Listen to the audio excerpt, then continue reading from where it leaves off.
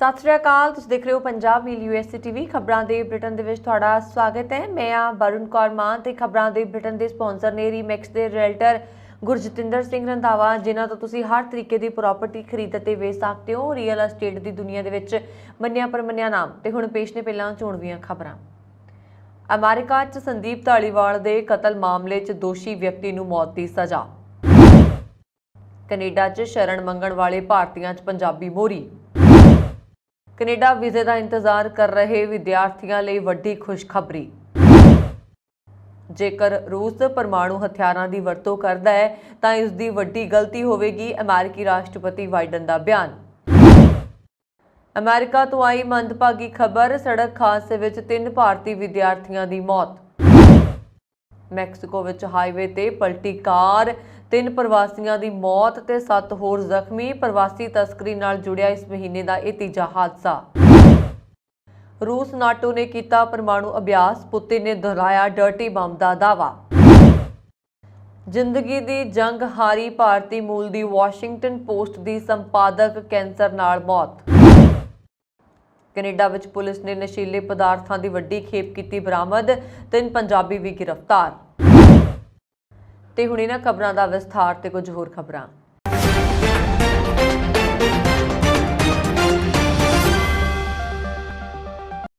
America ਦੇ Texas ਸੂਬੇ ਦੀ ਇੱਕ ਜਿਊਰੀ ਨੇ ਅਮਰੀਕਾ ਦੇ ਪਹਿਲੇ ਦਸਤਾਰਧਾਰੀ ਸਿੱਖ ਪੁਲਿਸ ਅਧਿਕਾਰੀ ਸੰਦੀਪ ਧਾਲੀਵਾਲ ਦੇ ਕਤਲ ਦੇ ਦੋਸ਼ ਵਿੱਚ ਇੱਕ ਵਿਅਕਤੀ ਨੂੰ ਮੌਤ ਦੀ ਸਜ਼ਾ ਸੁਣਾਈ ਹੈ। ਫੌਕਸ ਨਿਊਜ਼ ਦੀ ਰਿਪੋਰਟ ਦੇ ਅਨੁਸਾਰ ਸੰਦੀਪ ਧਾਲੀਵਾਲ, ਜੋ ਹੈਰਿਸ ਕਾਉਂਟੀ ਵਿਭਾਗ ਦੇ ਪਹਿਲੇ ਸਿੱਖ ਡਿਪਟੀ ਸੀ, ਸਤੰਬਰ 2019 ਵਿੱਚ ਡਿਊਟੀ ਦੌਰਾਨ ਮਾਰੇ ਗਏ ਸਨ। ਉਹਨਾਂ ਨੇ ਸ਼ੂਟਿੰਗ ਦੇ ਸਮੇਂ ਪੈਰੋਲ ਦੀ ਉਲੰਘਣਾ ਕਰਨ ਦੇ ਲਈ ਗ੍ਰਿਫਤਾਰੀ ਵਾਰੰਟ ਨਾਲ ਸੌਲਿਆਂ ਨੂੰ ਖਿੱਚਿਆ। ਫੈਸਲੇ ਵਿੱਚ ਜਿਊਰੀ ਮੈਂਬਰਾਂ ਨੇ ਰੌਬਰਟ ਸੌਲਿਸ ਨੂੰ ਮੌਤ ਦੀ ਸਜ਼ਾ ਸੁਣਾਈ। ਹੈਰਿਸ ਕਾਉਂਟੀ ਸ਼ੈਰਿਫ ਏਡ ਗੌਂਜਲੇਜ਼ ਨੇ ਟਵੀਟ ਕੀਤਾ ਕਿ ਅਸੀਂ ਬਹੁਤ ਸ਼ੁਕਰਗੁਜ਼ਾਰ ਹਾਂ ਕਿ ਇਨਸਾਫ ਮਿਲਿਆ। ਸੰਦੀਪ ਨੇ ਸਾਡੇ ਸ਼ੈਰਿਫ ਦੇ ਦਫ਼ਤਰ ਦੇ ਪਰਿਵਾਰ ਨੂੰ ਬਿਹਤਰ ਦੇ ਲਈ ਬਦਲ ਦਿੱਤਾ ਅਤੇ ਅਸੀਂ ਸੇਵਾਦਾਰ ਲੀਡਰਸ਼ਿਪ ਦੀ ਉਸਦੀ ਮਿਸਾਲ ਤੋਂ ਚੱਲਣਾ ਜਾਰੀ ਰੱਖਦੇ ਹਾਂ। ਡਿਪਟੀ ਧਾਲੀਵਾਲ ਦੇ ਕਤਲ ਦੇ ਦੋਸ਼ੀ ਪਾਏ ਜਾਣ ਤੋਂ ਬਾਅਦ ਹਫ਼ਤਿਆਂ ਤੋਂ ਵੀ ਘੱਟ ਸਮੇਂ ਬਾਅਦ ਸੌਲਿਸ ਨੂੰ ਮੌਤ ਦੀ ਸਜ਼ਾ ਦੇਣ ਦਾ ਫੈਸਲਾ ਬੁੱਧਵਾਰ ਨੂੰ ਸੁਣਾਇਆ ਗਿਆ। ਹੈਰਿਸ ਕਾਉਂਟੀ ਦੇ ਜ਼ਿਲ੍ਹਾ ਅਟਾਰਨੀ ਕਿਮ ਔਗ ਨੇ ਇੱਕ ਬਿਆਨ ਵਿੱਚ ਕਿਹਾ ਕਿ ਮੁਲਜ਼ਮ ਨੇ ਦਿਨ ਦਿਹਾੜੇ ਇੱਕ ਵਰਦੀਧਾਰੀ ਡਿਪਟੀ ਨੂੰ ਸਿਰ ਵਿੱਚ ਗੋਲੀ ਮਾਰ ਕੇ ਮਾਰ ਦਿੱਤਾ। ਅਸੀਂ ਜੱਜਾਂ ਨੂੰ ਉਸ ਨੂੰ ਮੌਤ ਦੀ ਸਜ਼ਾ ਦੇਣ ਦੇ ਲਈ ਕਿਹਾ ਸੀ। ਫੈਸਲਾ ਸੁਣਾਏ ਜਾਣ ਤੋਂ ਬਾਅਦ ਹੈਰਿਸ ਕਾਉਂਟੀ ਸ਼ੈਰਿਫ ਦੇ ਦਫ਼ਤਰ ਨੇ ਸਿੱਖ ਸਿਪਾਹੀ ਨੂੰ ਸ਼ਰਧਾਂਜਲੀ ਭੇਟ ਕਰਦਿਆਂ ਕਿਹਾ ਕਿ ਉਹ ਆਪਣੀ ਹਾਸੇ ਮਜ਼ਾਕ ਅਤੇ ਆਪਣੇ ਸਾਥੀ ਡਿਪਟੀਆਂ ਨਾਲ ਨਿੱਜੀ ਸੰਬੰਧ ਬਣਾਉਣ ਲਈ ਯੋਗਤਾ ਦੇ ਲਈ ਜਾਣੇ ਜਾਂਦੇ ਸਨ। ਜ਼ਿਕਰਯੋਗ ਹੈ ਕਿ 27 ਸਤੰਬਰ 2019 ਨੂੰ ਡਿਪਟੀ ਸੰਦੀਪ ਧਾਲੀਵਾਲ ਨੂੰ ਇੱਕ ਟ੍ਰੈਫਿਕ ਸਟਾਪ ਦਾ ਸੰਚਾਲਨ ਕਰਦੇ ਸਮੇਂ ਗੋਲੀ ਮਾਰ ਦਿੱਤੀ ਗਈ ਸੀ। ਹੈਰਿਸ ਕਾਉਂਟੀ ਸ਼ੈਰਿਫ ਦੇ ਦਫ਼ਤਰ ਨੇ ਇੱਕ ਟਵੀਟ ਵਿੱਚ ਕਿਹਾ ਕਿ ਉਹ ਹਾਸੇ ਮਜ਼ਾਕ ਅਤੇ ਆਪਣੇ ਸਾਥੀ ਫਰਜ਼ਾਂ ਅਤੇ ਜਿਸ ਭਾਈਚਾਰੇ ਦੀ ਉਸਨੇ ਸੇਵਾ ਕੀਤੀ ਹੈ ਦੇ ਨਾਲ ਵਿਅਕਤੀਗਤ ਸੰਬੰਧ ਬਣਾਉਣ ਦੀ ਯੋਗਤਾ ਦੇ ਲਈ ਜਾਣੇ ਜਾਂਦੇ ਨੇ। ਉਹ ਚਲਾ ਗਿਆ ਪਰ ਅਸੀਂ ਉਹਨਾਂ ਨੂੰ ਕਦੇ ਵੀ ਨਹੀਂ ਭੁੱਲਾਂਗੇ। ਕੈਨੇਡਾ ਵਿੱਚ ਸਿਆਸੀ ਸ਼ਰਨ ਮੰਗਣ ਦੇ ਲਈ ਚੱਲ ਰਹੇ ਰੈਕੇਟ ਦਾ ਪੰਜਾਬ ਧੂਰਾ ਬਣਿਆ ਹੋਇਆ ਹੈ। ਹਜ਼ਾਰਾਂ ਦੀ ਗਿਣਤੀ ਵਿੱਚ ਪੰਜਾਬੀ ਸਿਆਸੀ ਅਤਿਆਚਾਰ ਦਾ ਹਵਾਲਾ ਦੇ ਕੇ ਕੈਨੇਡਾ ਵਿੱਚ ਸ਼ਰਨ ਮੰਗ ਰਹੇ ਨੇ। ਸ਼ਰਨ ਮੰਗਣ ਵਾਲਿਆਂ ਵੱਲੋਂ ਅਰਜ਼ੀ ਵਿੱਚ ਜ਼ਿਆਦਾਤਰ ਇਹ ਕਿਹਾ ਜਾਂਦਾ ਹੈ ਕਿ ਖਾਲਿਸਤਾਨ ਸਮਰਥਕ ਹੋਣ ਕਰਕੇ ਉਹਨਾਂ ਤੇ ਜ਼ੁਲਮ ਹੋਇਆ। ਭਾਰਤ ਵਿੱਚੋਂ ਨਿਕਲੇ 6537 ਲੋਕਾਂ ਨੇ ਪਿਛਲੇ 10 ਸਾਲਾਂ ਵਿੱਚ ਇਮੀਗ੍ਰੇਸ਼ਨ ਤੇ ਰਿਫਿਊਜੀ ਬੋਰਡ ਕੈਨੇਡਾ ਵੱਲੋਂ ਨਾਗਰਿਕਤਾ ਦੇ ਲਈ ਅਰਜ਼ੀ ਲਾਈ ਹੈ। ਅਰਜ਼ੀਕਰਤਾਵਾਂ ਵਿੱਚ ਅੱਧੇ ਤੋਂ ਵੱਧ ਪੰਜਾਬ ਨਾਲ ਸੰਬੰਧਿਤ ਨੇ। ਦੱਸਣਯੋਗ ਹੈ ਕਿ ਸਿਆਸੀ ਸ਼ਰਨ ਦੇ ਕੇਸ ਲੜਨ ਵਾਲੇ ਵਕੀਲ ਅਜਿਹੇ ਕੇਸ ਦਾਇਰ ਕਰਨ ਦੇ ਲਈ 30 ਤੋਂ 35 ਲੱਖ ਰੁਪਏ ਤੱਕ ਚਾਰਜ ਕਰ ਰਹੇ ਨੇ। ਕੈਨੇਡਾ ਜਾਣ ਦੇ ਚਾਹਵਾਨ ਵਿਦਿਆਰਥੀਆਂ ਦੇ ਲਈ ਚੰਗੀ ਖਬਰ ਸਾਹਮਣੇ ਆਈ ਹੈ। ਕੈਨੇਡਾ ਵੱਲੋਂ ਵਿਦਿਆਰਥੀਆਂ ਦੇ ਲਈ ਵੀਜ਼ਾ ਰੱਦ ਕਰਨ ਦੀ ਦਰ ਜੋ 2019 ਵਿੱਚ ਕੋਵਿਡ-19 ਦੀ ਸ਼ੁਰੂਆਤ ਦੇ ਨਾਲ ਲਗਭਗ 35% ਤੋਂ ਸ਼ੁਰੂ ਹੋਈ ਸੀ, ਉਹ 2022 ਵਿੱਚ ਘਟ ਕੇ 60% ਹੋ ਗਈ ਹੈ। ਇੱਥੋਂ ਤੱਕ ਕਿ ਚੰਗੇ ਪ੍ਰੋਫਾਈਲ ਵੀ ਬਿਨਾਂ ਕਿਸੇ ਕਾਰਨ ਦੇ ਰੱਦ ਹੋ ਰਹੇ ਸਨ ਅਤੇ ਵਿਦਿਆਰਥੀਆਂ ਨੂੰ ਵੀਜ਼ਾ ਲੈਣ ਲਈ 8 ਤੋਂ 10 ਮਹੀਨੇ ਜਾਂ ਇਸ ਤੋਂ ਵੱਧ ਦਾ ਇੰਤਜ਼ਾਰ ਕਰਨਾ ਪੈਂਦਾ ਸੀ। ਪਰ ਹੁਣ ਕੁਝ ਰਾਹਤ ਦੇ ਨਾਲ ਰੱਦ ਹੋਣ ਦੀ ਦਰ ਵਿੱਚ ਸੁਧਾਰ ਹੋਣਾ ਸ਼ੁਰੂ ਹੋ ਗਿਆ। ਹਾਲਾਂਕਿ ਇਹ ਪ੍ਰਕਿਰਿਆ ਕਾਫੀ ਹੌਲੀ ਹੈ। ਪਿਛਲੇ ਕੁਝ ਹਫ਼ਤਿਆਂ ਵਿੱਚ 3 ਸਾਲਾਂ ਦੇ ਅੰਤਰਾਲ ਵਾਲੇ ਵਿਦਿਆਰਥੀਆਂ ਨੂੰ ਸਟੱਡੀ ਵੀਜ਼ਾ ਮਿਲਿਆ। ਕੰਸਲਟੈਂਟਸ ਨੇ ਦੱਸਿਆ ਹੈ ਕਿ ਇਸ ਸੁਧਾਰ ਪਿੱਛੇ ਇੱਕ ਮੁੱਖ ਕਾਰਨ ਇਹ ਹੈ ਕਿ ਕੈਨੇਡਾ ਤੋਂ ਜ਼ਿਆਦਾ ਰਿਜੈਕਟ ਹੋਣ ਕਾਰਨ ਵੱਡੀ ਗਿਣਤੀ ਵਿੱਚ ਵਿਦਿਆਰਥੀਆਂ ਨੇ ਯੂਕੇ, ਅਮਰੀਕਾ ਤੇ ਆਸਟ੍ਰੇਲੀਆ ਤੋਂ ਵਿਦਿਆਰਥੀ ਵੀਜ਼ਿਆਂ ਲਈ ਅਪਲਾਈ ਕੀਤਾ। ਇੱਕ ਕੰਸਲਟੈਂਟ ਨੇ ਦੱਸਿਆ ਹੈ ਕਿ ਪਹਿਲਾਂ ਅਸਵੀਕਾਰ ਹੋਣ ਦੀ ਦਰ ਬਹੁਤ ਜ਼ਿਆਦਾ ਹੋ ਗਈ ਸੀ ਅਤੇ 10 ਵਿੱਚੋਂ ਕੇਵਲ 4 ਭਾਰਤੀ ਵਿਦਿਆਰਥੀਆਂ ਨੂੰ ਵੀਜ਼ਾ ਮਿਲ ਰਿਹਾ ਸੀ, ਪਰ ਪਿਛਲੇ ਕੁਝ ਹਫ਼ਤਿਆਂ ਵਿੱਚ ਇਸ ਵਿੱਚ ਸੁਧਾਰ ਹੋਇਆ ਅਤੇ ਹੁਣ 5-6 ਵਿਦਿਆਰਥੀਆਂ ਨੂੰ 10 ਅਰਜ਼ੀਆਂ ਦਾ ਵੀਜ਼ਾ ਮਿਲ ਰਿਹਾ। ਉਹਨਾਂ ਨੇ ਕਿਹਾ ਕਿ ਕੈਨੇਡਾ ਦਾ ਸਰਕਾਰ ਸ਼ਾਇਦ ਹੀ 2 ਸਾਲਾਂ ਤੋਂ ਵੱਧ ਦੇ ਅਧਿਐਨ ਦੇ ਅੰਤਰ ਨੂੰ ਮੰਨਦੀ ਹੈ, ਪਰ ਹੁਣ 3 ਸਾਲਾਂ ਦੇ ਅੰਤਰਾਲ ਵਾਲੇ ਵਿਦਿਆਰਥੀਆਂ ਨੂੰ ਵੀਜ਼ਾ ਮਿਲ ਰਿਹਾ। ਕੰਸਲਟੈਂਟਸ ਨੇ ਇਹ ਵੀ ਦੱਸਿਆ ਹੈ ਕਿ ਪਹਿਲਾਂ ਚੰਗੀਆਂ ਪ੍ਰੋਫਾਈਲਾਂ ਨੂੰ ਰੱਦ ਕੀਤਾ ਜਾਂਦਾ ਸੀ, ਪਰ ਹੁਣ ਅਜਿਹਾ ਨਹੀਂ ਹੈ। ਹਾਲਾਂਕਿ ਚੁਣਨ ਅਤੇ ਉਸ ਦਾ ਰੁਝਾਨ ਅਜੇ ਵੀ ਜਾਰੀ ਹੈ। ਕੰਸਲਟੈਂਟਸ ਨੇ ਕਿਹਾ ਕਿ ਹੁਣ ਵੀਜ਼ਾ ਅਰਜ਼ੀਆਂ ਵਿੱਚ ਵਾਧਾ ਹੋਣ ਦੇ ਬਾਵਜੂਦ ਚੰਗੀ ਗਿਣਤੀ ਵਿੱਚ ਵਿਦਿਆਰਥੀਆਂ ਨੂੰ ਵੀਜ਼ਾ ਮਿਲ ਰਹੇ ਨੇ। ਸਲਾਹਕਾਰਾਂ ਨੇ ਕਿਹਾ ਕਿ ਵੱਡੀ ਗਿਣਤੀ ਵਿੱਚ ਭਾਰਤੀ ਵਿਦਿਆਰਥੀ ਮੁੱਖ ਤੌਰ ਤੇ ਪੰਜਾਬੀ ਮੌਂਟਰੀਅਲ ਦੇ ਕਾਲਜਾਂ ਵਿੱਚ ਦਾਖਲਾ ਲੈਂਦੇ ਨੇ ਅਤੇ ਮਹਾਮਾਰੀ ਦੌਰਾਨ ਵੀ ਇਹੀ ਰੁਝਾਨ ਰਿਹਾ। ਇਸ ਦੌਰਾਨ ਜਦੋਂ ਤੋਂ ਕੈਨੇਡਾ ਨੇ ਅਰਜ਼ੀਆਂ ਨੂੰ ਰੱਦ ਕਰਨਾ ਸ਼ੁਰੂ ਕੀਤਾ, ਦੂਜੇ ਦੇਸ਼ਾਂ ਨੇ ਜਿਵੇਂ ਕਿ ਯੂਕੇ, ਆਸਟ੍ਰੇਲੀਆ ਤੇ ਅਮਰੀਕਾ ਨੇ ਵਧੇਰੇ ਅਰਜ਼ੀਆਂ ਪ੍ਰਾਪਤ ਕਰਨੀਆਂ ਸ਼ੁਰੂ ਕਰ ਦਿੱਤੀਆਂ। ਅਮਰੀਕਾ ਦੇ ਰਾਸ਼ਟਰਪਤੀ ਜੋ ਬਾਈਡਨ ਨੇ ਰੂਸ ਨੂੰ ਯੂਕਰੇਨ ਵਿੱਚ ਪਰਮਾਣੂ ਹਥਿਆਰਾਂ ਦੀ ਵਰਤੋਂ ਕਰਨ ਖਿਲਾਫ ਚੇਤਾਵਨੀ ਦਿੰਦੇ ਹੋਏ ਕਿਹਾ ਹੈ ਕਿ ਇਹ ਉਸ ਦੀ ਵੱਡੀ ਗੰਭੀਰ ਗਲਤੀ ਹੋਏਗੀ। ਬਾਈਡਨ ਪ੍ਰਸ਼ਾਸਨ ਨੇ ਪਹਿਲਾਂ ਕਿਹਾ ਸੀ ਕਿ ਰੂਸ ਨੇ ਨੋਟਿਸ ਦਿੱਤਾ ਹੈ ਕਿ ਉਸ ਦਾ ਆਪਣੀ ਪਰਮਾਣੂ ਸਮਰੱਥਾ ਦਾ ਰੋਜ਼ਾਨਾ ਅਭਿਆਸ ਕਰਨ ਦਾ ਇਰਾਦਾ ਹੈ। ਇਸ ਤੋਂ ਪਹਿਲਾਂ ਯੂਕਰੇਨ ਦੀ ਪਰਮਾਣੂ ਊਰਜਾ ਏਜੰਸੀ ਨੇ ਰੂਸ ਦੇ ਇਸ ਦਾਅਵੇ ਨੂੰ ਖਾਰਿਜ ਕੀਤਾ ਕਿ ਕੀਵ ਤਥਾਕਥਿਤ ਰੇਡੀਓ ਐਕਟਿਵ ਉਪਕਰਨ ਡਰਟੀ ਬੰਬ ਦੇ ਜ਼ਰੀਏ ਉਸ ਨੂੰ ਉਕਸਾਉਣ ਦੀ ਕੋਸ਼ਿਸ਼ ਕਰ ਰਿਹਾ। ਯੂਕਰੇਨ ਨੇ ਕਿਹਾ ਕਿ ਰੂਸੀ ਫੌਜ ਆਪਣੇ ਕਬਜ਼ੇ ਵਾਲੀ ਯੂਰਪ ਦੇ ਸਭ ਤੋਂ ਵੱਡੇ ਪਰਮਾਣੂ ਊਰਜਾ ਪਲਾਂਟ ਵਿੱਚ ਗੁਪਤ ਤਰੀਕੇ ਨਾਲ ਨਿਰਮਾਣ ਕੰਮ ਕਰ ਰਹੀ ਹੈ ਅਤੇ ਗਤੀਵਿਧੀਆਂ ਤੋਂ ਧਿਆਨ ਹਟਾਉਣ ਲਈ ਉਹ ਯੂਕਰੇਨ ਤੇ ਦੋਸ਼ ਲਗਾ ਰਹੀ ਹੈ। ਬਾਈਡਨ ਨੇ ਕਿਹਾ ਕਿ ਮੈਂ ਕਹਿਣਾ ਚਾਹੁੰਦਾ ਹਾਂ ਕਿ ਜੇਕਰ ਰੂਸ ਪਰਮਾਣੂ ਹਥਿਆਰਾਂ ਦੀ ਵਰਤੋਂ ਕਰਦਾ ਹੈ ਤਾਂ ਇਹ ਉਸ ਦੀ ਵੱਡੀ ਗਲਤੀ ਹੋਏਗੀ। ਅਮਰੀਕਾ ਦੇ ਰਾਸ਼ਟਰਪਤੀ ਨੂੰ ਸਵਾਲ ਕੀਤਾ ਗਿਆ ਸੀਗਾ ਕਿ ਕੀ ਰੂਸ ਡਰਟੀ ਬੰਬ ਜਾਂ ਪਰਮਾਣੂ ਹਥਿਆਰ ਦੀ ਵਰਤੋਂ ਕਰਨ ਦੀ ਤਿਆਰੀ ਕਰ ਰਿਹਾ। ਬਾਈਡਨ ਨੇ ਕਿਹਾ ਕਿ ਮੈਂ ਤੁਹਾਨੂੰ ਗਾਰੰਟੀ ਦਿੰਦਾ ਹਾਂ ਕਿ ਅਸਲੀਅਤ ਨੂੰ ਲੁਕਾਉਣ ਲਈ ਚਲਾਈ ਗਈ ਕੋਈ ਮੁਹਿੰਮ ਹੈ ਜਾਂ ਨਹੀਂ, ਮੈਨੂੰ ਨਹੀਂ ਪਤਾ, ਪਰ ਇਹ ਵੱਡੀ ਗਲਤੀ ਹੋਏਗੀ। ਵਾਈਟ ਹਾਊਸ ਦੀ ਪ੍ਰੈਸ ਸਕੱਤਰ ਕੈਰੀਨ ਜੀਨ ਪੇਰੇ ਨੇ ਕਿਹਾ ਕਿ ਰਾਸ਼ਟਰੀ ਨੇ ਆਪਣੀ ਗੱਲ ਸਪਸ਼ਟ ਰੂਪ ਨਾਲ ਕਹੀ ਹੈ। ਉਹਨਾਂ ਨੇ ਕਿਹਾ ਕਿ ਅੱਜ ਫਿਰ ਤੋਂ ਉਹਨਾਂ ਨੇ ਇਹੀ ਕਿਹਾ ਕਿ ਯੂਕਰੇਨ 'ਚ ਪਰਮਾਣੂ ਹਥਿਆਰਾਂ ਦੀ ਵਰਤੋਂ ਕਰਨੀ ਰੂਸ ਦੀ ਵੱਡੀ ਚੁਣੌਤੀ ਹੈ ਅਤੇ ਉਸ ਦੇ ਗੰਭੀਰ ਨਤੀਜੇ ਹੋਣਗੇ। ਅਮਰੀਕਾ ਤੋਂ ਇੱਕ ਮੰਦਭਾਗੀ ਖਬਰ ਆਈ ਹੈ। ਜਾਣਕਾਰੀ ਦੇ ਮੁਤਾਬਕ ਤੇਲਗੂ ਰਾਜਾਂ ਤੇਲੰਗਾਨਾ ਅਤੇ ਆਂਧਰਾ ਪ੍ਰਦੇਸ਼ ਦੇ 3 ਵਿਦਿਆਰਥੀਆਂ ਦੀ ਅਮਰੀਕਾ 'ਚ ਸੜਕ ਹਾਦਸੇ 'ਚ ਮੌਤ ਹੋ ਗਈ। ਕਨੈਕਟੀਕਟ ਰਾਜ ਵਿੱਚ ਮੰਗਲਵਾਰ ਨੂੰ ਇੱਕ ਟਰੱਕ ਅਤੇ ਇੱਕ ਮਿੰਨੀ ਵੈਨ ਵਿਚਾਲੇ ਹੋਈ ਟੱਕਰ 'ਚ 3 ਭਾਰਤੀ ਵਿਦਿਆਰਥੀਆਂ ਦੀ ਮੌਤ ਹੋ ਗਈ। ਮ੍ਰਿਤਕ ਦੇ ਰਿਸ਼ਤੇਦਾਰਾਂ ਤੱਕ ਪਹੁੰਚੀ ਜਾਣਕਾਰੀ ਦੇ ਅਨੁਸਾਰ ਮਿੰਨੀ ਵੈਨ ਵਿੱਚ 8 ਵਿਅਕਤੀ ਸਵਾਰ ਸਨ। ਇਸ ਹਾਦਸੇ ਵਿੱਚ 3 ਲੋਕਾਂ ਦੀ ਮੌਕੇ ਤੇ ਮੌਤ ਹੋ ਗਈ, ਜਦਕਿ 4 ਵਿਅਕਤੀ ਗੰਭੀਰ ਰੂਪ ਦੇ ਨਾਲ ਜ਼ਖਮੀ ਹੋ ਗਏ ਨੇ, ਜਦਕਿ ਇੱਕ ਹੋਰ ਵਿਅਕਤੀ ਨੂੰ ਮਾਮੂਲੀ ਸੱਟਾਂ ਲੱਗੀਆਂ ਨੇ। ਮ੍ਰਿਤਕਾਂ ਵਿੱਚੋਂ ਇੱਕ ਔਰਤ ਸਮੇਤ 2 ਤੇਲੰਗਾਨਾ ਦੇ ਵਸਨੀਕ ਨੇ, ਜਦਕਿ ਤੀਜਾ ਵਿਦਿਆਰਥੀ ਗੁਆਂਢੀ ਸੂਬੇ ਆਂਧਰਾ ਪ੍ਰਦੇਸ਼ ਦਾ ਰਹਿਣ ਵਾਲਾ। ਮ੍ਰਿਤਕਾਂ ਦੀ ਪਛਾਣ ਪ੍ਰੇਮ ਕੁਮਾਰ ਰੈਡੀ, ਪਵਨੀ ਤੇ ਵੀ ਸਾਈ ਨਰਸਿਮਹਾ ਵਜੋਂ ਹੋਈ ਹੈ। ਸਾਈ ਨਰਸਿਮਹਾ ਦੇ ਰਿਸ਼ਤੇਦਾਰਾਂ ਨੂੰ ਉਹਨਾਂ ਦੇ ਦੋਸਤਾਂ ਤੋਂ ਸੂਚਨਾ ਮਿਲੀ ਹੈ ਕਿ ਇਹ ਹਾਦਸਾ ਇਲਾਕੇ 'ਚ ਸੰਘਣੀ ਧੁੰਦ ਕਾਰਨ ਸਵੇਰੇ 5 ਵਜੇ ਤੋਂ 7 ਵਜੇ ਵਿਚਕਾਰ ਵਾਪਰਿਆ। ਇਸ ਸਾਲ ਅਗਸਤ ਵਿੱਚ ਅਮਰੀਕਾ ਗਈ 23 ਸਾਲਾ Sai Narasimha MS Hindustan engineering college Chennai ਦੀ ਇੱਕ ਕੰਪਨੀ ਦੁਆਰਾ ਭਰਤੀ ਕੀਤਾ ਗਿਆ ਸੀ। ਉਸਨੇ ਬਾਅਦ ਵਿੱਚ ਇਹ ਨੌਕਰੀ ਛੱਡ ਦਿੱਤੀ ਅਤੇ ਕਨੈਕਟੀਕਟ ਵਿੱਚ ਇੱਕ ਯੂਨੀਵਰਸਿਟੀ 'ਚ ਆਪਣੀ MS ਦੀ ਪੜ੍ਹਾਈ ਸ਼ੁਰੂ ਕੀਤੀ ਗਈ।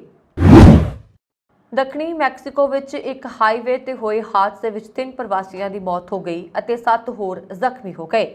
ਮੈਕਸੀਕੋ ਦੇ ਨੈਸ਼ਨਲ ਇਮੀਗ੍ਰੇਸ਼ਨ ਇੰਸਟੀਚਿਊਟ ਨੇ ਕਿਹਾ ਕਿ ਹਾਦਸੇ ਵਿੱਚ ਮਾਰੇ ਗਏ ਪ੍ਰਵਾਸੀ ਗੁਆਟੇਮਾਲਾ ਦੇ ਸਨ। ਹਾਦਸੇ ਵਿੱਚ ਜ਼ਖਮੀ ਹੋਏ ਲਗਭਗ ਸਾਰੇ ਲੋਕ ਗੁਆਟੇਮਾਲਾ ਤੇ ਅਲ ਸਲਵਾਡੋਰ ਦੇ ਨਾਗਰਿਕ ਵੀ ਨੇ। ਅਧਿਕਾਰੀਆਂ ਨੇ ਦੱਸਿਆ ਕਿ ਪ੍ਰਵਾਸੀਆਂ ਨੂੰ ਲੈ ਕੇ ਜਾ ਰਹੀ ਇੱਕ ਕਾਰ ਚਿਆਪਾਸ ਰਾਜ ਦੀ ਰਾਜਧਾਨੀ ਟੈਕਸਟਲਾ ਗੁਟੀਅਰਜ਼ ਨੇੜੇ ਪਲਟ ਗਈ ਅਤੇ ਡਰਾਈਵਰ ਬਚ ਗਿਆ। ਗੁਆਟੇਮਾਲਾ ਦੀ ਸਰਹੱਦ ਨੇੜੇ ਚਿਆਪਾਸ ਵਿੱਚ ਪ੍ਰਵਾਸੀਆਂ ਦੀ ਕਥਿਤ ਤਸਕਰੀ ਨਾਲ ਜੁੜਿਆ ਇਸ ਮਹੀਨੇ ਦਾ ਇਹ ਤੀਜਾ ਹਾਦਸਾ ਹੈ। ਇੰਸਟੀਚਿਊਟ ਨੇ ਕਿਹਾ ਕਿ ਪਿਛਲੇ ਹਫ਼ਤੇ ਇਸੇ ਤਰ੍ਹਾਂ ਦੀ ਇੱਕ ਘਟਨਾ ਵਿੱਚ 6 ਲੋਕ ਮਾਰੇ ਗਏ ਸਨ ਅਤੇ 22 ਹੋਰ ਜ਼ਖਮੀ ਹੋਏ ਸਨ। ਉੱਤਰੀ ਅਟਲਾਂਟਿਕ ਸੰਧੀ ਸੰਗਠਨ ਯਾਨੀ ਕਿ ਨਾਟੋ ਅਤੇ ਰੂਸ ਦੀ ਫੌਜ ਨੇ ਬੁੱਧਵਾਰ ਨੂੰ ਸਾਲਾਨਾ ਪਰਮਾਣੂ ਅਭਿਆਸ ਕੀਤਾ। ਉਸੇ ਸਮੇਂ ਰੂਸੀ ਰਾਸ਼ਟਰਪਤੀ ਵਲਾਦੀਮੀਰ ਪੁਤਿਨ ਨੇ ਰੇਡੀਓ ਐਕਟਿਵ ਡਰਟੀ ਬੰਬ ਦੀ ਵਰਤੋਂ ਕਰਨ ਦੀ ਯੋਜਨਾ ਦੇ ਯੂਕਰੇਨ ਦੇ ਦਾਅਵੇ ਨੂੰ ਦੁਹਰਾਇਆ। ਇਸ ਦੇ ਨਾਲ ਹੀ ਰੂਸੀ ਫੌਜ ਨੇ ਬੁੱਧਵਾਰ ਨੂੰ ਯੂਕਰੇਨ ਦੇ 40 ਤੋਂ ਜ਼ਿਆਦਾ ਪਿੰਡਾਂ ਤੇ ਹਮਲਾ ਕੀਤਾ। ਪੁਤਿਨ ਨੇ ਆਪਣੇ ਰਣਨੀਤਿਕ ਪਰਮਾਣੂ ਬਲਾਂ ਦੇ ਅਭਿਆਸਾਂ ਦੀ ਨਿਗਰਾਨੀ ਕੀਤੀ। ਇਨ੍ਹਾਂ ਅਭਿਆਸਾਂ ਵਿੱਚ ਬੈਲਿਸਟਿਕ ਅਤੇ ਕਰੂਜ਼ ਮਿਜ਼ਾਈਲਾਂ ਦਾ ਪ੍ਰੀਖਣ ਸ਼ਾਮਲ ਹੈ। ਰੂਸੀ ਰੱਖਿਆ ਮੰਤਰੀ ਸਰਗੇਈ ਸ਼ੋਇਗੂ ਨੇ ਪੁਤਿਨ ਨੂੰ ਕਿਹਾ ਕਿ ਅਭਿਆਸ ਵਿੱਚ ਰੂਸ ਦੇ ਪਰਮਾਣੂ ਹਮਲੇ ਦੀ ਸਥਿਤੀ ਵਿੱਚ ਇੱਕ ਵੱਡਾ ਪਰਮਾਣੂ ਹਮਲਾ ਕਰਨ ਦਾ ਅਭਿਆਸ ਕੀਤਾ ਗਿਆ। ਇਸ ਦੌਰਾਨ ਨਾਟੋ ਉੱਤਰ ਪੱਛਮੀ ਯੂਰਪ ਵਿੱਚ ਆਪਣੀਆਂ ਸਾਲਾਨਾ ਪਰਮਾਣੂ ਅਭਿਆਸਾਂ ਦਾ ਆਯੋਜਨ ਕਰ ਰਿਹਾ, ਜਿਸ ਦੀ ਉਸਨੇ ਲੰਬੇ ਸਮੇਂ ਤੋਂ ਯੋਜਨਾ ਬਣਾਈ ਸੀ। ਪੁਤਿਨ ਨੇ ਬਿਨਾਂ ਸਬੂਤਾਂ ਦੇ ਰੂਸੀ ਟੈਲੀਵਿਜ਼ਨ ਤੇ ਕਿਹਾ ਕਿ ਯੂਕਰੇਨ ਉਕਸਾਵੇ ਵਜੋਂ ਤਥਾਕਥਿਤ ਡਰਟੀ ਬੰਬ ਦੀ ਵਰਤੋਂ ਕਰਨ ਦੀ ਯੋਜਨਾ ਬਣਾ ਰਿਹਾ। ਉਸਨੇ ਇਹ ਵੀ ਦਲੀਲ ਦਿੱਤੀ ਹੈ ਕਿ ਅਮਰੀਕਾ, ਰੂਸ ਅਤੇ ਇਸ ਦੇ ਖੇਤਰੀ ਸਹਿਯੋਗੀਆਂ ਦੇ ਵਿਰੁੱਧ ਯੂਕਰੇਨ ਦੀ ਵਰਤੋਂ ਕਰ ਰਿਹਾ ਹੈ ਅਤੇ ਯੂਕਰੇਨ ਨੂੰ ਫੌਜੀ ਜੀਵ ਵਿਗਿਆਨ ਪ੍ਰਯੋਗਾਂ ਦੇ ਲਈ ਇੱਕ ਟੈਸਟਿੰਗ ਮੈਦਾਨ ਵਿੱਚ ਬਦਲ ਦਿੱਤਾ ਹੈ। ਇਹ ਪਹਿਲੀ ਵਾਰ ਹੈ ਜਦੋਂ ਪੁਤਿਨ ਨੇ ਖੁਦ ਡਰਟੀ ਬੰਬ ਦੇ ਦੋਸ਼ ਲਾਏ ਨੇ, ਜਿਸ ਦੀ ਅਜੇ ਪੁਸ਼ਟੀ ਨਹੀਂ ਹੋਈ ਹੈ। ਯੂਕਰੇਨ ਅਤੇ ਇਸ ਦੇ ਪੱਛਮੀ ਸਹਿਯੋਗੀਆਂ ਨੇ ਦਾਅਵਿਆਂ ਨੂੰ ਰੱਦ ਕਰ ਦਿੱਤਾ ਹੈ ਅਤੇ ਦਲੀਲ ਦਿੱਤੀ ਹੈ ਕਿ ਰੂਸ, ਜੋ ਕਿ ਯੁੱਧ ਖੇਤਰ ਵਿੱਚ ਝਟਕਿਆਂ ਦਾ ਸਾਹਮਣਾ ਕਰ ਰਿਹਾ, ਖੁਦ ਇੱਕ ਡਰਟੀ ਬੰਬ ਨੂੰ ਵਿਸਫੋਟ ਕਰਨ ਦੀ ਕੋਸ਼ਿਸ਼ ਕਰ ਸਕਦਾ ਹੈ। ਸ਼ੋਇਗੂ ਨੇ ਬੁੱਧਵਾਰ ਨੂੰ ਭਾਰਤ ਅਤੇ ਚੀਨ ਦੇ ਆਪਣੇ ਹਮਰੁਤਬਾ ਨੂੰ ਯੂਕਰੇਨ ਦੁਆਰਾ ਸੰਭਾਵਤ ਡਰਟੀ ਬੰਬ ਦੀ ਵਰਤੋਂ ਤੇ ਮਾਸਕੋ ਦੀ ਚਿੰਤਾ ਤੋਂ ਜਾਣੂ ਕਰਵਾਇਆ। ਨਾਟੋ ਦੇ ਸਕੱਤਰ ਜਨਰਲ ਜੇਨਸ ਨੇ ਰੂਸ ਦੇ ਅਪੁਸ਼ਟ ਬਿਆਨਾਂ ਨੂੰ ਬੇਤੁਕ ਕਿਹਾ। ਉਸਨੇ ਬੁੱਧਵਾਰ ਨੂੰ ਬ੍ਰੇਸੇਲਜ਼ ਵਿੱਚ ਨਾਟੋ ਹੈੱਡਕੁਆਰਟਰ 'ਚ ਪੱਤਰਕਾਰਾਂ ਨੂੰ ਕਿਹਾ ਕਿ ਨਾਟੋ ਦੇ ਸਹਿਯੋਗੀ ਇਹਨਾਂ ਬੇਬੁਨਿਆਦ ਝੂਠੇ ਦੋਸ਼ਾਂ ਨੂੰ ਰੱਦ ਕਰਨ ਅਤੇ ਰੂਸ ਨੂੰ ਯੁੱਧ ਨੂੰ ਅੱਗੇ ਵਧਾਉਣ ਦੇ ਲਈ ਝੂਠੀ ਆੜ ਦੀ ਵਰਤੋਂ ਨਹੀਂ ਕਰਨੀ ਚਾਹੀਦੀ। ਵਾਸ਼ਿੰਗਟਨ ਪੋਸਟ ਦੀ ਸੰਪਾਦਕ ਨੀਮਾ ਰੋਸ਼ਨੀਆ ਪਟੇਲ ਦੀ ਬੀਤੇ ਦਿਨ 35 ਸਾਲ ਦੀ ਉਮਰ 'ਚ ਮੌਤ ਹੋ ਗਈ। ਉਹ ਪੇਟ ਦੇ ਕੈਂਸਰ ਨਾਲ ਲੜਾਈ ਤੋਂ ਬਾਅਦ ਆਪਣੀ ਜ਼ਿੰਦਗੀ ਦੀ ਜੰਗ ਹਾਰ ਗਏ। ਭਾਰਤ ਤੋਂ ਗੁਜਰਾਤ ਨਾਲ ਪਿਛੋਕੜ ਰੱਖਣ ਵਾਲੀ ਰੋਸ਼ਨੀਆ ਪਟੇਲ 2016 ਵਿੱਚ ਇੱਕ ਡਿਜੀਟਲ ਸੰਪਾਦਕ ਵਜੋਂ ਵਾਸ਼ਿੰਗਟਨ ਪੋਸਟ ਵਿੱਚ ਸ਼ਾਮਲ ਹੋਈ ਸੀ। ਇਸ ਤੋਂ ਪਹਿਲਾਂ ਕਿ ਉਸਨੇ ਪੇਪਰ ਦੇ ਸਫਲ ਪ੍ਰੋਡਕਾਸਟ ਦਾ ਲੀਲੀ ਵਿੱਚ ਕੰਮ ਕੀਤਾ, ਜੋ ਕਿ ਔਰਤ ਅਤੇ ਲਿੰਗ ਮੁੱਦਿਆਂ ਤੇ ਕੇਂਦਰਿਤ ਹੈ। ਪੋਡਕਾਸਟ ਤੇ ਕੰਮ ਕਰਦੇ ਹੋਏ ਰੋਸ਼ਨੀਆ ਪਟੇਲ ਨੇ ਚਿੰਤਾ ਦੇ ਇਤਿਹਾਸ ਵਰਗੇ ਪ੍ਰੋਜੈਕਟਾਂ ਦੀ ਵੀ ਅਗਵਾਈ ਕੀਤੀ, ਜੋ ਮਾਨਸਿਕ ਸਿਹਤ ਦੇ ਸੰਘਰਸ਼ ਅਤੇ 1 ਮਹੀਨੇ ਦੇ ਲੰਬੇ ਸਮੇਂ ਦੇ ਦਸਤਾਵੇਜ਼ ਹਨ। ਦਾ ਜੈਸਕਾਸ ਨਾਂ ਦਾ ਪ੍ਰੋਜੈਕਟ, ਜੋ 1999 ਤੋਂ ਅੱਜ ਤੱਕ ਸਭ ਤੋਂ ਵੱਧ ਪ੍ਰਸਿੱਧ ਨਾਮ ਨਾਲ ਪੈਦਾ ਹੋਇਆ ਔਰਤਾਂ ਦੇ ਜੀਵਨ ਉਸਦਾ ਵਰਣਨਯੋਗ ਹੈ। ਰੋਸ਼ਨੀਆ ਪਟੇਲ ਦਾ ਜਨਮ 1987 ਵਿੱਚ ਮੈਪਲਵੁੱਡ, ਨਿਊ ਜਰਸੀ ਵਿੱਚ ਪ੍ਰਵਾਸੀ ਮਾਪਿਆਂ ਦੇ ਘਰ ਹੋਇਆ ਸੀ, ਜਿਨ੍ਹਾਂ ਦਾ ਪਿਛੋਕੜ ਗੁਜਰਾਤ ਤੋਂ ਹੈ ਤੇ ਉਸਨੇ ਆਪਣੇ ਹਾਈ ਸਕੂਲ ਦੀ ਅਖਬਾਰ ਲਈ ਕੰਮ ਕਰਨ ਤੋਂ ਬਾਅਦ 2009 ਵਿੱਚ ਪੱਤਰਕਾਰੀ ਦੀ ਡਿਗਰੀ ਦੇ ਨਾਲ ਰਟਗਰਜ਼ ਯੂਨੀਵਰਸਿਟੀ, ਨਿਊ ਜਰਸੀ ਤੋਂ ਗ੍ਰੈਜੂਏਸ਼ਨ ਕੀਤੀ। ਵਾਸ਼ਿੰਗਟਨ ਪੋਸਟ ਤੋਂ ਪਹਿਲਾਂ ਪਟੇਲ ਇੱਕ ਵਿਆਹੁਤਾ ਮਾਂ ਨੇ ਪਹਿਲਾਂ ਇੱਕ ਕਮਿਊਨਿਟੀ ਐਡੀਟਰ ਵਜੋਂ ਫਿਲਾਡੇਲਫੀਆ ਸ਼ਹਿਰ ਵਿੱਚ NPR ਮੈਂਬਰ ਸਟੇਸ਼ਨ ਵਿੱਚ ਵੀ ਕੰਮ ਕੀਤਾ ਸੀ। ਕੈਨੇਡਾ ਤੋਂ ਇੱਕ ਵੱਡੀ ਖਬਰ ਸਾਹਮਣੇ ਆਈ। ਪੀਲ ਰੀਜਨਲ ਪੁਲਿਸ ਨੇ ਨਸ਼ੀਲੇ ਪਦਾਰਥਾਂ ਦੀ ਸਭ ਤੋਂ ਵੱਡੀ ਖੇਪ ਬਰਾਮਦ ਕੀਤੀ। ਜਾਣਕਾਰੀ ਦੇ ਮੁਤਾਬਕ ਜ਼ਬਤ ਕੀਤੇ ਗਏ ਨਸ਼ੀਲੇ ਪਦਾਰਥ ਲਗਭਗ $25 ਮਿਲੀਅਨ ਦੇ ਨੇ। ਇਸ ਮਾਮਲੇ ਵਿੱਚ ਪੁਲਿਸ ਨੇ 5 ਲੋਕਾਂ ਨੂੰ ਗ੍ਰਿਫਤਾਰ ਕੀਤਾ ਹੈ, ਜਿਨ੍ਹਾਂ ਵਿੱਚ 3 ਪੰਜਾਬੀ ਮੂਲ ਦੇ ਵਿਅਕਤੀ ਨੇ। ਇਹਨਾਂ ਦੇ ਨਾਂ ਜਸਪ੍ਰੀਤ ਸਿੰਘ, ਰਵਿੰਦਰ ਬੋਪਾ ਰਾਏ ਅਤੇ ਗੁਰਦੀਪ ਗਾਖਲ ਦੱਸੇ ਗਏ ਨੇ। ਇਹਨਾਂ ਸਾਰਿਆਂ ਨੂੰ ਨਸ਼ੀਲੇ ਪਦਾਰਥਾਂ ਦੀ ਤਸਕਰੀ ਦੇ ਦੋਸ਼ ਵਿੱਚ ਗ੍ਰਿਫਤਾਰ ਕੀਤਾ ਗਿਆ ਹੈ। ਜਾਂਚ ਦੇ ਨਤੀਜੇ ਵਜੋਂ $25 ਮਿਲੀਅਨ ਤੋਂ ਵੱਧ ਦੀ ਬਾਜ਼ਾਰੀ ਕੀਮਤ ਦੇ ਨਾਲ ਗੈਰ ਕਾਨੂੰਨੀ ਨਸ਼ੀਲੇ ਪਦਾਰਥ ਜ਼ਬਤ ਕੀਤੇ ਗਏ, ਜਿਸ ਵਿੱਚ 182 ਕਿਲੋਗ੍ਰਾਮ ਮੈਥਾਫੈਟਾਮਾਈਨ, 166 ਕਿਲੋਗ੍ਰਾਮ ਕੋਕੀਨ ਅਤੇ 38 ਕਿਲੋਗ੍ਰਾਮ ਕੈਟਾਮਾਈਨ ਸ਼ਾਮਲ ਨੇ।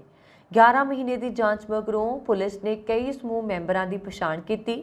ਕੈਲੰਡਨ ਦੇ ਰਹਿਣ ਵਾਲੇ 46 ਸਾਲਾ ਵਿਅਕਤੀ ਖਲੀਲੁੱਲਾ ਅਮੀਨ ਨੇ ਨਿਯੰਤਰਿਤ ਪਦਾਰਥਾਂ ਦੀ ਤਸਕਰੀ ਦੇ 2 ਮਾਮਲਿਆਂ ਦਾ ਦੋਸ਼ ਲਗਾਇਆ ਗਿਆ ਹੈ।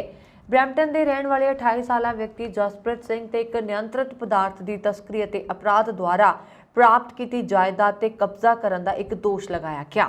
ਰਿਚਮੰਡ ਹਿਲ ਦੇ ਰਹਿਣ ਵਾਲੇ 27 ਸਾਲਾ ਵਿਅਕਤੀ ਰੈਪ ਐਪਲ ਨੇ ਤਸਕਰੀ ਦੇ ਮਕਸਦ ਨਾਲ 4 ਵਾਰ ਕਬਜ਼ੇ ਦੇ ਦੋਸ਼ ਲਗਾਏ ਗਏ।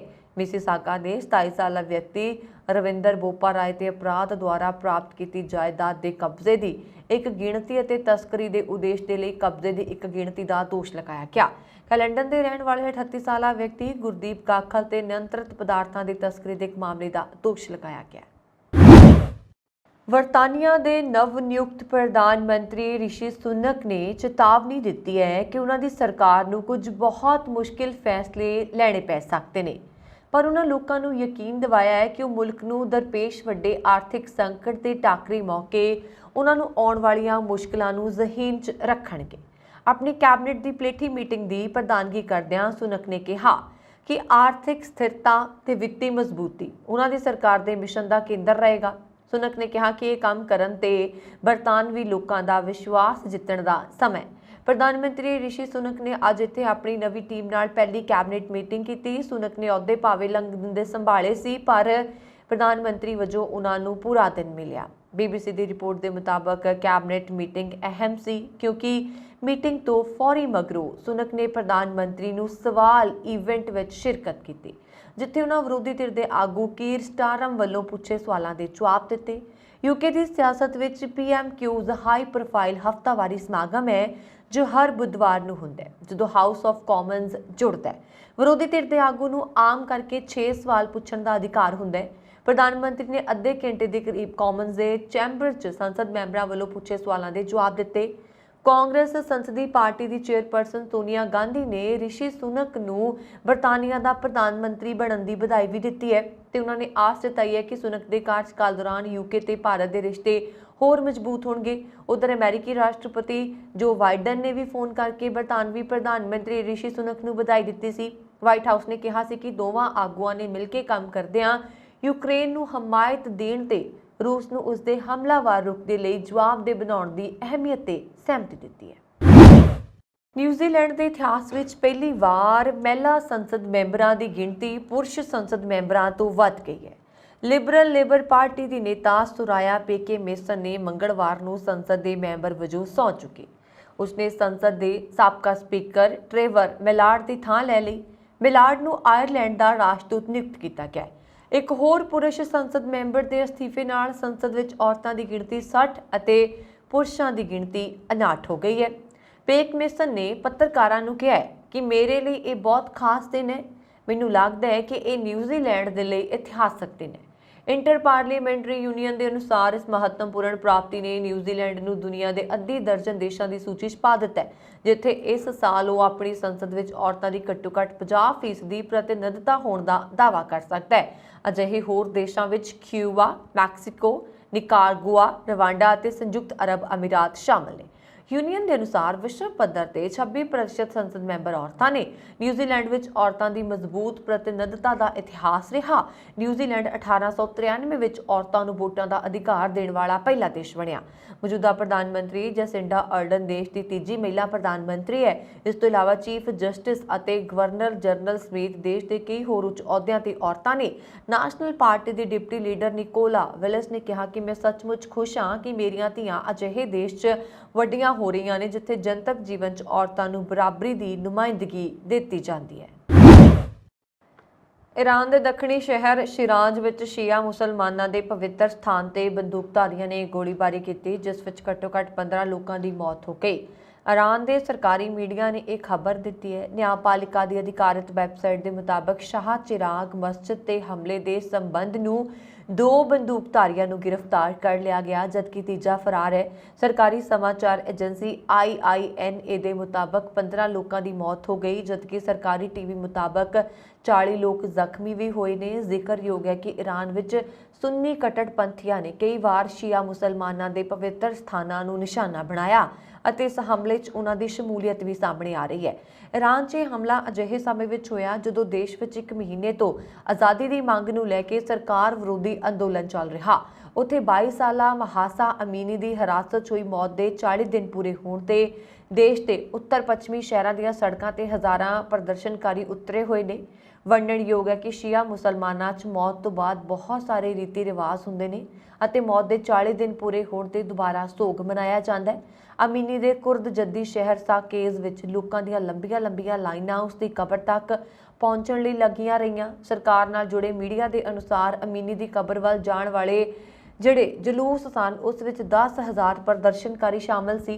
औरतां ने अपने हिजाब ला के अपने सिर ते हवा च घुमाए।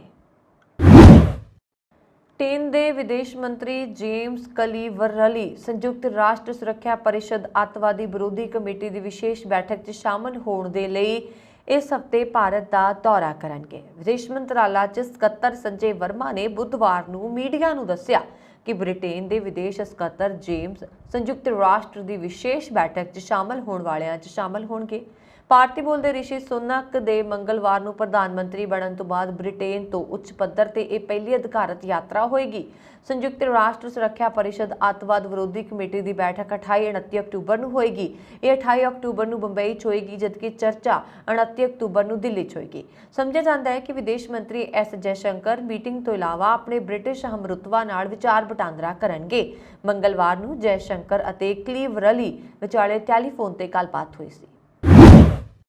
ਬ੍ਰਿਟੇਨ ਦੇ ਨਵੇਂ ਪ੍ਰਧਾਨ ਮੰਤਰੀ ਬਣੇ ਰਿਸ਼ੀ ਸੁਨਕ ਨੇ ਅਹੁਦਾ ਸੰਭਾਲਦਿਆਂ ਹੀ ਯੂਕਰੇਨ ਨੂੰ ਸਮਰਥਨ ਦੇਣ ਦੀ ਗੱਲ ਕਹੀ ਹੈ। ਸੁਨਕ ਨੇ ਯੂਕਰੇਨ ਦੇ ਰਾਸ਼ਟਰਪਤੀ ਵਲਾਦੀਮੀਰ ਜ਼ੈਲੈਂਸਕੀ ਨਾਲ ਗੱਲਬਾਤ ਕੀਤੀ ਅਤੇ ਰੂਸ ਅਤੇ ਯੂਕਰੇਨ ਵਿਚਾਲੇ ਮਹੀਨਿਆਂ ਤੋਂ ਚੱਲੀ ਜੰਗ ਦੌਰਾਨ ਯੂਕਰੇਨ ਦੇ ਲੋਕਾਂ ਲਈ ਬ੍ਰਿਟੇਨ ਦੀ ਏਕਤਾ ਤੇ ਸਮਰਥਨ ਦਾ ਪ੍ਰਗਟਾਵਾ ਕੀਤਾ।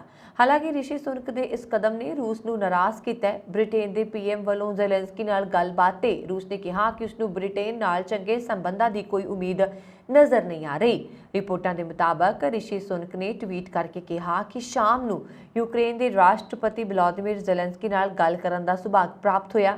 ਉਹਨਾਂ ਨੇ ਕਿਹਾ ਕਿ ਜ਼ੈਲੈਂਸਕੀ ਅਤੇ ਯੂਕਰੇਨ ਦੇ ਲੋਕ ਬ੍ਰਿਟੇਨ ਦੀ ਲਗਾਤਾਰ ਇਕਜੁੱਟਤਾ ਅਤੇ ਸਮਰਥਨ ਤੇ ਭਰੋਸਾ ਕਰ ਸਕਦੇ ਨੇ। ਅਸੀਂ ਹਮੇਸ਼ਾ ਯੂਕਰੇਨ ਦੇ ਨਾਲ ਖੜੇ ਰਹਾਂਗੇ। ਇਸ ਦੇ ਨਾਲ ਹੀ ਸੁਨਕ ਦੇ ਪ੍ਰਧਾਨ ਮੰਤਰੀ ਬਣਨ ਤੋਂ ਬਾਅਦ ਰੂਸ ਅਤੇ ਬ੍ਰਿਟੇਨ ਦੇ ਚੰਗੇ ਸੰਬੰਧਾਂ ਦੀ ਸੰਭਾਵਨਾ ਬਾਰੇ ਸਵਾਲ ਦੇ ਜਵਾਬ ਵਿੱਚ ਕ੍ਰੈਮਲਿਨ ਦੇ ਬੁਲਾਰੇ ਦਮਿਤਰੀ ਨੇ ਕਿਹਾ ਕਿ ਨਹੀਂ, ਮੌਜੂਦਾ ਸਮੇਂ ਅਤੇ ਨੇੜ ਭਵਿੱਖ ਵਿੱਚ ਵੀ ਸਾਨੂੰ ਬ੍ਰਿਟੇਨ ਨਾਲ ਕੁਝ ਹਾਂ ਪੱਖੀ ਬਦਲਾਵਾਂ ਦੇ ਲਈ ਕੋਈ ਆਧਾਰ ਜਾਂ ਉਮੀਦ ਨਹੀਂ ਦੇਖਦੇ। ਪੰਜਾਬ ਸਰਕਾਰ ਨੇ ਅਹਿਮ ਫੈਸਲਾ ਲੈਂਦੇ ਹੋਏ ਸੂਬੇ ਵਿੱਚ ਨਵੇਂ ਖੇਤੀ ਲਾਇਸੈਂਸਾਂ ਤੇ ਮੁਕੰਮਲ ਪਾਬੰਦੀ ਲਗਾ ਦਿੱਤੀ ਹੈ। ਪੰਜਾਬ ਦੀ ਆਮ ਆਦਮੀ ਪਾਰਟੀ ਦੀ ਸਰਕਾਰ ਵੱਲੋਂ ਸੂਬੇ 'ਚ ਨਕਲੀ ਤੇ ਗੈਰ ਮਿਆਰੀ ਖੇਤੀ ਉਤਪਾਦਾਂ ਦੀ ਵਿਕਰੀ ਨੂੰ ਠੱਲ ਪਾਉਣ ਦੇ ਲਈ ਇਹ ਕਦਮ ਚੁੱਕਿਆ ਗਿਆ ਹੈ। ਇਸ ਸੰਬੰਧੀ ਖੇਤੀਬਾੜੀ ਅਤੇ ਕਿਸਾਨ ਭਲਾਈ ਵਿਭਾਗ ਵੱਲੋਂ ਸਮੂਹ ਖੇਤੀਬਾੜੀ ਅਫਸਰਾਂ ਨੂੰ ਪੱਤਰ ਜਾਰੀ ਕੀਤਾ ਗਿਆ ਹੈ। ਇਸ ਵਿੱਚ ਹਦਾਇਤ ਕੀਤੀ ਗਈ ਹੈ ਕਿ ਜ਼ਿਲ੍ਹਾ ਪੱਧਰ ਤੇ ਖਾਦਾਂ, ਕੀਟਨਾਸ਼ਕਾਂ ਅਤੇ ਬੀਜਾਂ ਦਾ ਕੋਈ ਨਵਾਂ ਲਾਇਸੈਂਸ ਜਾਰੀ ਨਾ ਕੀਤਾ ਜਾਏ। ਪੱਤਰ 'ਚ ਵੀ ਕਿਹਾ ਗਿਆ ਹੈ ਕਿ ਜੇਕਰ ਕੋਈ ਜ਼ਰੂਰੀ ਸਥਿਤੀ ਹੋਵੇ ਤਾਂ ਨਵੇਂ ਲਾਇਸੈਂਸ ਦੇ ਲਈ ਮੁੱਖ ਦਫ਼ਤਰ ਤੋਂ ਪ੍ਰਵਾਨਗੀ ਲੈਣੀ ਹੋਏਗੀ। ਸੰਯੁਕਤ ਕਿਸਾਨ ਮੋਰਚਾ ਗੈਰ ਰਾਜਨੀਤਿਕ ਦੇ ਹਰਿਆਣਾ ਪੰਜਾਬ ਚੈਪਟਰ ਦੀ ਮੀਟਿੰਗ ਬੁੱਧਵਾਰ ਨੂੰ ਚੰਡੀਗੜ੍ਹ ਵਿਖੇ ਹੋਈ। ਬੈਠਕ ਵਿੱਚ 30 ਤੋਂ ਵੱਧ ਕਿਸਾਨ ਜਥੇਬੰਦੀਆਂ ਨੇ ਸ਼ਮੂਲੀਅਤ ਕੀਤੀ। ਕਿਸਾਨ ਆਗੂਆਂ ਦੀ ਇਸ ਗੱਲ ਤੇ ਸਹਿਮਤੀ ਬਣੀ ਹੈ ਕਿ ਕੇਂਦਰ ਸਰਕਾਰ ਵੱਲੋਂ ਪਿਛਲੇ ਸਾਲ ਦਿੱਲੀ ਦੇ ਬਾਰਡਰਾਂ ਤੋਂ ਕਿਸਾਨ ਅੰਦੋਲਨ ਮੁਲਤਵੀ ਕਰਨ ਸਮੇਂ ਜੋ ਲਿਖਤੀ ਵਾਅਦੇ ਕੀਤੇ ਗਏ ਸਨ ਉਹ ਸਾਰੇ ਅਧੂਰੇ ਨੇ। ਨਾ MSP ਗਰੰਟੀ ਦਾ ਕਾਨੂੰਨ ਬਣਿਆ, ਨਾ ਹੀ ਅੰਦੋਲਨ ਦੇ ਕੇਸ ਖਤਮ ਕੀਤੇ ਗਏ, ਨਾ ਹੀ ਲਖੀਮਪੁਰ ਦੇ ਸ਼ਹੀਦ ਕਿਸਾਨ ਪਰਿਵਾਰਾਂ ਨੂੰ ਇਨਸਾਫ ਮਿਲਿਆ।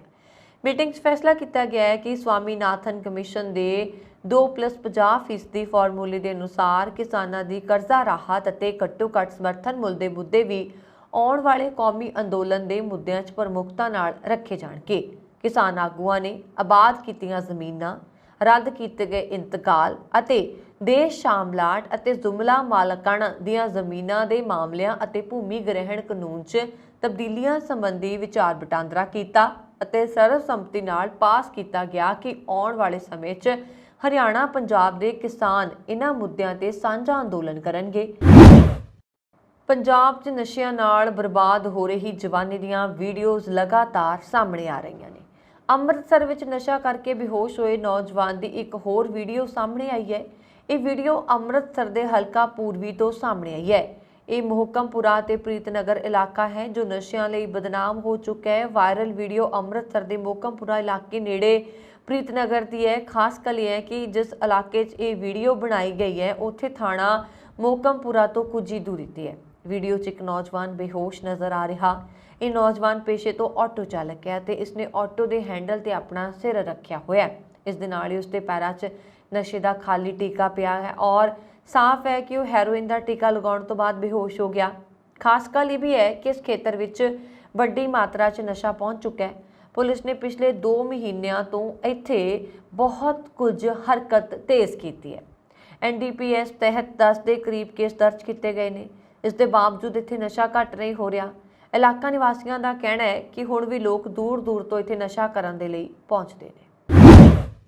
ਚੰਡੀਗੜ੍ਹ 에ਅਰਪੋਰਟ ਤੇ ਕਸਟਮ ਵਿਭਾਗ ਨੇ 20 ਲੱਖ ਰੁਪਏ ਦੇ ਸੋਨੇ ਦੀ ਤਸਕਰੀ ਕਰਦਿਆਂ ਇੱਕ ਵਿਅਕਤੀ ਨੂੰ ਕਾਬੂ ਕੀਤਾ ਹੈ। ਬਰਾਮਦ ਹੋਇਆ ਸੋਨਾ 379 ਗ੍ਰਾਮ ਹੈ। ਇਹ ਯਾਤਰੀ ਦੁਬਈ ਤੋਂ ਇੱਕ ਜਹਾਜ਼ ਰਾਹੀਂ ਚੰਡੀਗੜ੍ਹ 에ਅਰਪੋਰਟ ਤੇ ਉਤਰਿਆ। ਤਸਕਰ ਵੱਲੋਂ ਬਹੁਤ ਹੀ ਸ਼ਾਤਰ ਤਰੀਕੇ ਦੇ ਨਾਲ ਪੂਰੀ ਘਟਨਾ ਨੂੰ ਅੰਜਾਮ ਦਿੱਤਾ ਗਿਆ। ਯਾਤਰੀ ਟਰਾਲੀ ਬੈਗ ਦੀ ਲੋਹੇ ਦੀ ਪੱਟੀ ਅੰਦਰ ਸੋਨਾ ਲੁਕੋ ਕੇ ਲਿਆ ਰਿਹਾ ਸੀ। ਤੇ ਜਦੋਂ ਉਸ ਦੇ ਸਮਾਨ ਦੀ ਚੈਕਿੰਗ ਹੋ ਰਹੀ ਸੀ ਤਾਂ ਕਸਟਮ ਵਿਭਾਗ ਨੂੰ ਉਸ ਦੇ ਟਰਾਲੀ ਬੈਗ ਤੋਂ ਸੋਨੇ ਦੀ ਤਾਰ ਬਰਾਮਦ ਹੋਏ, ਜਿਨ੍ਹਾਂ ਉੱਤੇ ਚਾਂਦੀ ਦਾ ਰੰਗ ਚੜਿਆ ਹੋਇਆ ਸੀ। ਸੋਨੇ ਦੀ ਤਾਰ ਦੀ ਕੀਮਤ 20 ਲੱਖ ਰੁਪਏ ਦੇ ਲਗਭਗ ਦੱਸੀ ਜਾ ਰਹੀ ਹੈ, ਜਿਸ ਨੂੰ ਯਾਤਰੀ ਗੈਰ ਕਾਨੂੰਨੀ ਤਰੀਕੇ ਨਾਲ ਦੁਬਈ ਤੋਂ ਭਾਰਤ ਲਿਆ ਰਿਹਾ ਸੀ। ਕਸਟਮ ਅਧਿਕਾਰੀਆਂ ਵੱਲੋਂ ਸੋਨੇ ਨੂੰ ਜ਼ਬਤ ਕਰ ਲਿਆ ਗਿਆ ਤੇ ਉਸ ਕੋਲੋਂ ਪੂਰੇ ਮਾਮਲੇ ਦੀ ਡੂੰਘਾਈ ਨਾਲ ਪੁੱਛਗਿੱਛ ਕੀਤੀ ਜਾ ਰਹੀ ਹੈ। ਚੰਡੀਗੜ੍ਹ ਹਵਾਈ ਅੱਡੇ ਉੱਤੇ ਯਾਤਰੀ ਕੋਲੋਂ ਸੋਨਾ ਬਰਾਮਦ ਹੋਣ ਦਾ ਇਹ ਕੋਈ ਪਹਿਲਾ ਮਾਮਲਾ ਨਹੀਂ ਹੈ। ਇਸ ਤੋਂ ਪਹਿਲਾਂ ਵੀ ਕਈ ਅਜਿਹੇ ਮਾਮਲੇ ਸਾਹਮਣੇ ਆ ਚੁੱਕੇ ਨੇ ਤੇ ਕਸਟਮ ਵਿਭਾਗ ਦੇ ਅਧਿਕਾਰੀਆਂ ਵੱਲੋਂ ਚੌਕਸ ਰਹਿਣ ਕਾਰਨ ਸੋਨੇ ਦੀ ਤਸਕਰੀ ਨੂੰ ਰੋਕਿਆ ਜਾਣਾ ਸੰਭਵ ਹੋ ਸਕਿਆ ਹੈ।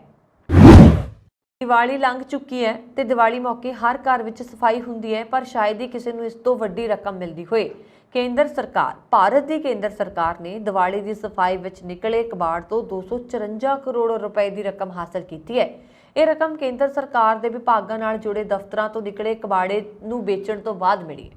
ਕੇਂਦਰੀ ਮੰਤਰੀ ਜਤਿੰਦਰ ਸਿੰਘ ਨੇ ਦੱਸਿਆ ਕਿ ਦੀਵਾਲੀ ਤੋਂ ਪਹਿਲਾਂ ਸਫਾਈ ਦੀ ਇਹ ਮੁਹਿੰਮ 3 ਹਫ਼ਤਿਆਂ ਤੱਕ ਚੱਲੀ। ਇਸ ਤੋਂ ਨਿਕਲੇ ਕਬਾੜ ਨੂੰ ਵੇਚ ਦਿੱਤਾ ਗਿਆ, ਜਿਸ ਵਿੱਚੋਂ 250 ਕਰੋੜ ਦੀ ਵੱਧ ਰਕਮ ਮਿਲੀ। ਇਸ ਦੇ ਇਲਾਵਾ 37 ਲੱਖ ਵਰਗ ਫੁੱਟ ਜ਼ਮੀਨ ਵੀ ਖਾਲੀ ਹੋਈ ਹੈ। ਇਸ ਜ਼ਮੀਨ ਤੇ ਸਾਰਾ ਕਬਾੜ ਰੱਖਿਆ ਹੋਇਆ ਸੀ। ਹੁਣ ਇਸ ਜ਼ਮੀਨ ਨੂੰ ਕੁਝ ਹੋਰ ਕੰਮਾਂ ਲਈ ਵਰਤਿਆ ਜਾ ਸਕਦਾ ਹੈ। ਸਫਾਈ ਮੁਹਿੰਮ ਦੇ ਦੂਜੇ ਗੇੜ ਦੀ ਸ਼ੁਰੂਆਤ ਤੋਂ ਹੀ ਕੇਂਦਰ ਸਰਕਾਰ ਦੇ ਵਿਭਾਗ ਸਫਾਈ ਮੁਹਿੰਮ ਵਿੱਚ ਜੁਟੇ ਸਨ। ਮੰਤਰੀ ਨੇ ਦੱਸਿਆ ਕਿ ਸਾਰੇ ਵਿਭਾਗਾਂ ਵੱਲੋਂ 31 ਅਕਤੂਬਰ ਤੱਕ ਸਫਾਈ ਅਭਿਆਨ ਚਲਾਇਆ ਜਾ ਰਿਹਾ ਹੈ ਔਰ ਇਸ ਤਹਿਤ ਅਣਵਰਤੀਆਂ ਫਾਈਲਾਂ ਅਤੇ ਹੋਰ ਸਮੱਗਰੀ ਵੇਚੀ ਜਾ ਰਹੀ ਹੈ ਜੋ ਹੁਣ ਵਰਤੋਂ ਵਿੱਚ ਨਹੀਂ ਆਉਂਦੀ। ਇਸ ਤੋਂ ਇਲਾਵਾ ਅਜਿਹੀਆਂ ਚੀਜ਼ਾਂ ਵਾਤਾਵਰਣ ਨੂੰ ਠੀਕ ਰੱਖਣ। ਉਹਨਾਂ ਨੇ ਕਿਹਾ ਕਿ ਪ੍ਰਧਾਨ ਮੰਤਰੀ ਨਰਿੰਦਰ ਮੋਦੀ ਦੀ ਅਗਵਾਈ ਵਿੱਚ ਦੇਸ਼ 'ਚ ਸਵੱਛਤਾ ਮੁਹਿੰਮ ਨੇ ਲੋਕਾਂ ਨੂੰ ਲਹਿਰ ਦਾ ਰੂਪ ਧਾਰਨ ਕਰ ਲਿਆ। ਅਦਾਕਾਰਾ ਨੀਰੂ ਬਾਜਵਾ ਦੀ ਭੈਣ ਰੁਬੀਨਾ ਬਾਜਵਾ ਬੀਤੇ ਦਿਨੀ ਮੰਗੇਤਰ ਗੁਰਬਖਸ਼ ਸਿੰਘ ਚਾਹਲ ਨਾਲ ਵਿਆਹ ਦੇ ਬੰਧਨ 'ਚ ਬਚ ਗਈ ਹੈ। ਕੁਝ ਘੰਟੇ ਪਹਿਲਾਂ ਹੀ ਨੀਰੂ ਬਾਜਵਾ ਨੇ ਆਪਣੇ ਸੋਸ਼ਲ ਮੀਡੀਆ ਇੰਸਟਾਗ੍ਰਾਮ ਅਕਾਊਂਟ ਤੇ ਕੁਝ ਤਸਵੀਰਾਂ ਵਿਆਹ ਤੋਂ ਬਾਅਦ ਸ਼ੇਅਰ ਕਰ ਦਿੱਤੀਆਂ ਸੀ, ਜਿਨ੍ਹਾਂ 'ਚੋਂ ਗੁਰਬਖਸ਼ ਦੀ ਪੱਗ ਤੇ ਕਲਗੀ ਸਜਾਉਂਦੇ ਹੋਏ ਨਜ਼ਰ ਆ ਰਹੇ ਸਨ। ਇਸ ਤੋਂ ਇਲਾਵਾ ਦੂਜੀ ਤਸਵੀਰ ਵਿੱਚ ਗੁਰਬਖਸ਼ ਪੂਰੇ ਤਿਆਰ ਹੋ ਕੇ ਪੋਜ਼ ਦਿੰਦੇ ਹੋਏ ਨਜ਼ਰ ਆਏ। ਇਸ ਤੋਂ ਇਲਾਵਾ ਨੀਰੂ ਬਾਜਵਾ ਨੇ ਇੱਕ ਵੀਡੀਓ ਵੀ ਪੋਸਟ ਕੀਤੀ, ਜਿਸ ਵਿੱਚ ਉਹ ਆਪਣੀ ਭੈਣ ਰੁਬੀਨਾ ਬਾਜਵਾ ਨਾਲ ਵੀਡੀਓ ਬਣਾਉਂਦੇ ਹੋਏ ਨਜ਼ਰ ਆ ਰਹੇ।